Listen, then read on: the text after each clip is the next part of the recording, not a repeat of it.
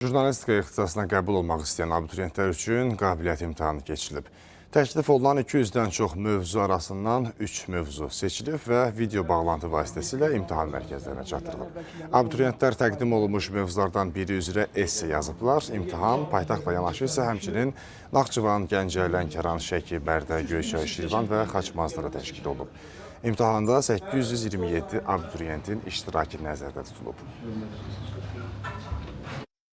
Bu il abituriyentlər artıq kağız üzərində yazma ilə deyil, belə deyək ki, kompüterlər vasitəsilə öz bilgilərini yazacaqlar, esselerini yazacaqlar.